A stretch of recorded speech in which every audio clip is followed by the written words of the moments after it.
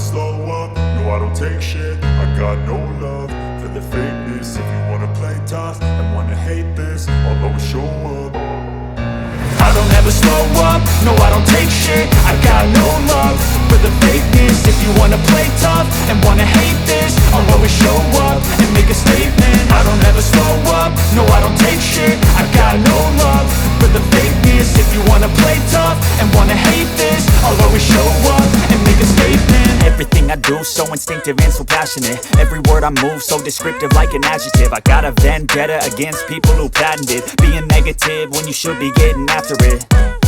I got facts over tracks, this and that. Spitting slow, spitting fast. I could roast, I could gas. Think I'm okay at last, but I don't know if that can erase all the past. And the pettiness, a reflection of the emptiness. Hilarious, you think you're worth my time, you're delirious. Mysterious, because you hide behind a fake exterior. Inferior, you know I'll always be a bit superior. Get off of me, this ain't no humble brag. I want you to hear words, you can say them back. I want you to feel free from the chains at last, and to believe in what you got, it was built to last, yeah. Now that I've been put through hell, I never got anyone's help. I had to do it all myself. I don't ever slow up, no I don't take shit. I got no love for the fakeness. If you wanna play tough and wanna hate this, I'll always show up and make a statement. I don't ever slow up, no I don't take shit. I got no love for the fakeness. If you wanna play tough and wanna hate this, I'll always show up and make a statement. Gonna learn the consequence of being incompetent. Mental health is confidence, dreams and some honestness. I'm not here to save the day, that's for you to take away. I could play a million mind games, but instead I say something not illogical, something that is topical. Rub it on and watch it go, make yourself unstoppable. Dreams are irresponsible, but they're always possible. If you just believe, you could be so remarkable. Thoughts in my head, a collage and they spread. I'll be great one day, going off of my meds. No, I'm not giving up, no, I'm not giving in. I will make it to the top, taking off in the wind. I gotta make it, I'm saving every day to taste it. I'm patient, but my mind, it can hardly take it. I'm chasing a dream that I've had for several ages. A vacant, modern kingdom for the taking. Now that I've been put through hell, I never got anyone's help. I had to do it all myself.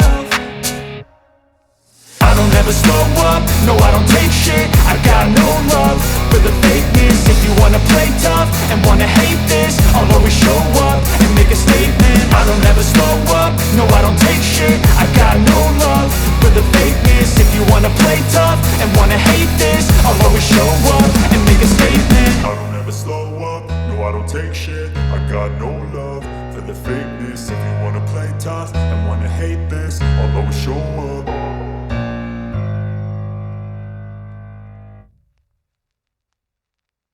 Bisa bermain dengan baik, marwah kita naik. Sama hari ini kita kan selalu dipandang rendah sama Australia. Ya hari ini kita buktikan ya kita seimbang-seimbang saja. Nah tentu nanti kita harus perbaikin juga permainan kita kalau kita mau lolos Piala Dunia. Tapi poinnya kalau dari sisi rekor pertemuan kan kita berarti baca data lah itu sih. Tapi kalau kita bandingkan misalnya 2009 pun Benny Dolo pernah tahan imbang Australia juga kan 0-0. Zamannya Budi Sudarsono, lalu Musafri, masih ada Firman Utina, Ponario gitu kan. Sedikit flashbacknya ya? Iya ada Haryono gelandang bertahannya gitu. Lalu di belakangnya kan Karis sama Maman tuh. Karis, Maman, Ricardo Salampesi. Kipernya Marcus Horizon. Dengan materi seperti itu aja bisa tahan imbang Australia 0-0 gitu. Tanpa naturalisasi. Nah sekarang dengan boosting itu, di mana pertanyaan sepak bolanya, di mana peningkatan kualitas permainan sepak bolanya timnas itu di mana? Wong 3763 tetap main di kandang pun posisinya. Dia kan sudah bagus, bukan karena polesan atau sentuhan Sinteyong gitu. Jadi siapapun pelatihnya kan dia sudah punya kualitas standar itu gitu. Nah kalau kita mau sedikit lebih tajam, pertanyaannya berarti yang dikerjakan Sinteyong beserta dua pelatih golkipernya apa? Kan di timnas sekarang pelatih golkiper itu ada 2. Oke. Iya, semewah itu staf kepelatihannya, pertanyaannya apa yang dikerjakan untuk golkiper? Nah, kalau Martin Paes memang sudah dari sononya gitu. Jadi yang bagus Martin Paes kan. Dalam kontribusi draw lawan Australia, Martin Paes sangat menonjol. Yeah. Nah, kalau bicara siapa yang berjasa dengan Martin Paes, menurut saya harus tegas-tegasan juga ngomong Erick Thohir karena sampai bisa main lawan Arab dan lawan Australia ini ada upaya lobby Erick Thohir kepada FIFA kalau menurut saya. Sehingga kemudian bisa main kan. Yang dalam sehari menjelang pertandingan lawan Arab itu saya baca postingan kejutan baru gitu. Oh, rupanya kejutan baru itu Martin Paes bisa main. Belum tentu Martin Paes akan menjadi starter di timnas Indonesia. Artinya, dia tidak menjamin bahwa penjaga gawang yang baru saja dinaturalisasi untuk menjadi warga negara Indonesia akan mendominasi posisi penjaga gawang di timnas Indonesia. Inilah yang selalu saya katakan tentang Shin Tae-yong, bahwa pelatih ini 100% profesional. Jadi tidak perlu lagi diragukan tentang profesionalitasnya. Artinya dia memilih pemain based on performance, berdasarkan performa sang pemain. Bukan berarti bahwa sang pemain bermain di luar negeri dan mendapatkan menit bermain di level klub dan kemudian langsung akan menjadi starter. Walaupun menurut saya kemungkinan besar Martin Paes nanti akan menjadi starter lawan Australia. Tapi jika Martin Paes tidak bisa perform, belum tentu dia akan bertahan sebagai starter di timnas Indonesia, dan itu berlaku bagi semua pemain yang sekarang menjadi bagian dari timnas Indonesia. Jadi memang Shin Tae-yong ini adalah tipe pelatih yang tegasnya luar biasa. Jadi dia tidak peduli pemain tersebut berasal dari klub mana atau pemain tersebut memang punya performa seperti apa di level klub. Yang penting pada saat bermain di timnas harus bermain sesuai dengan konsep permainannya dan harus menuruti instruksinya agar permainan dari timnas kita itu rapi. Jadi sebetulnya memang untuk saat ini jika kita melihat permainan dari timnas kita tidak konsisten, ya karena memang ada saja pemain yang performanya tidak konsisten. Karena kan sepak bola itu permainan kolektif. Kalau awam hanya melihat hasil produknya, hasilnya, resultnya, apakah itu draw atau menang, itu normal-normal aja, sah-sah aja. Tapi kalau orang yang ngerti bola, apakah kita berpikir hanya sampai menang kalah? Draw, menang kalah draw. Ya kalau pandit hore-hore boleh lah, gitu kan. Tapi saya merasa bahwa kita harus memberikan gambaran yang lebih tajam. Mau didengar mau enggak, terutama oleh PSSI sebagai pemegang otoritas, itu kan haknya juga PSSI, haknya Erick Thohir gitu. Tapi saya mau kasih sebuah penajaman. Ini kan soal mindset. Kalau kita dulu inferior, lalu kita bertahan dan sebagainya, oke lah. Tapi sekarang kan dengan penambahan itu, kok nggak berubah mindsetnya, kok nggak berubah cara mainnya gitu. Artinya apa? Upaya effort luar biasa lewat proses yang namanya naturalisasi, menurut saya tidak diimbangi dari sisi kualitas taktikal strategi bermain gitu. Apakah anak-anak ini, Jay Izes, Justin Hubner, Calvin Verdong, Sandy Walsh, Ivar Jenners, Nathan Chuaon, Tom Hai, Takdar Mangun hanya bisa bermain dengan cara seperti itu disuruh bertahan? Gitu.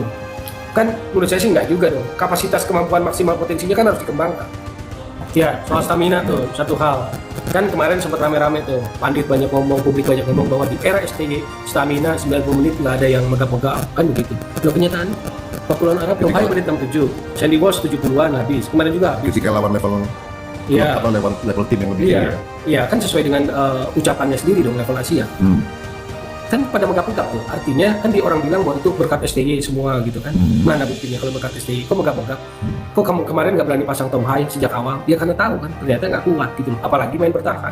Main bertahan tuh bahasa awamnya, bahasa pemain bola, orang sepak bola, capeknya setengah mati gitu loh. Karena dia dikendalikan. Dia harus reaktif, yang pegang kendali lawannya yang nyerang gitu kan. Gitu loh. Itu menarik tuh catatan stamina tuh yang kemarin mengagung-agungkan gitu loh. Karena STY lah stamina pemain Indonesia hebat atau pemain timnas kita hebat, buktinya. Iya. Jadi memang setiap pertandingan itu adalah situasi yang berbeda bagi setiap tim ya. Karena itu pendekatan terhadap sebuah pertandingan oleh pelatih juga pasti berbeda. Saya pikir sangat realistis ketika Shin Tae-yong membuat pendekatan yang lebih pragmatis ketika melawan Australia dibanding di laga pertama. Karena levelnya Australia ini kan termasuk tim elit Asia. Dan jangan lupa materi pemain Australia yang kemarin bermain itu rata-rata umurnya masih di usia emas 25, 26.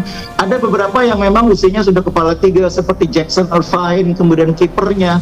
Tapi selebihnya pemain Australia itu ada di level usia emas 25, 26 dan sebagian besar main di Eropa. Karena itu Shin Tae-yong juga mengukur materi pemain yang dia punya seperti apa, yang dihadapi lawan seperti apa, makanya pendekatannya terlihat lebih bertahan. Itu misalnya tercermin dari susunan pemain di babak pertama, di mana gelandang itu sebagian besar anak-anak muda petarung. Ada Marcelino, ada Ivar Jenner, ada Nathan Chuaon.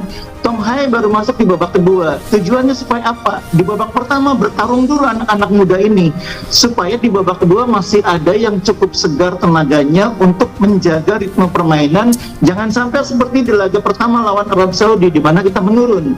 Nah, tapi lawan Bahrain tentu akan berbeda, karena Bahrain ini sebagian besar pemainnya adalah pemain yang bermain di klub-klub lokal seperti Manama dan sebagainya gitu ya. Sehingga pasti Shin Tae-yong, apalagi dia sudah lihat videonya Jepang lawan Bahrain, akan membuat pendekatan yang pasti berbeda lagi.